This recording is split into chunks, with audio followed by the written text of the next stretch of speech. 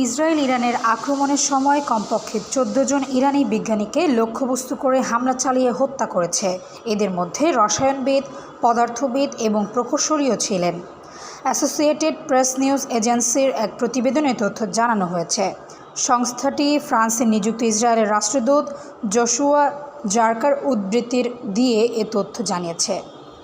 ইসরায়েলের রাষ্ট্রদূত দাবি করেছেন যে এই হত্যাকাণ্ডের ফলে ইসরায়েলি ও মার্কিন বোমা হামলা থেকে রক্ষা পাওয়া পারমাণবিক অবকাঠামো এবং উপকরণ থেকেও ইরানের পক্ষে অস্ত্র তৈরি করা প্রায় অসম্ভব হয়ে পড়বে। তিনি বলেন, পুরো টিম না থাকায় মূলত ইরানের পারমাণবিক কর্মসূচি বেশ কয়েক বছর পিছিয়ে যাচ্ছে। এপি জানিয়েছে যে জারকা সোমবার তাদের সঙ্গে এসব বিষয়ে কথা বলেছেন।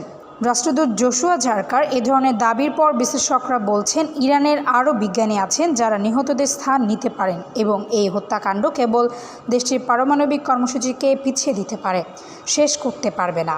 অন্যদিকে মঙ্গলবার ইরানের রাষ্ট্রীয় টেলিভিশনে আরেক পরমাণু বিজ্ঞানী মোহাম্মদ রেজা সেদিঘি সাবেগের মৃত্যুর খবর প্রচারিত হয়েছে। তিনিও ইসরায়েলি হামলায় নিহত হয়েছেন। Desk report, সমযোগ।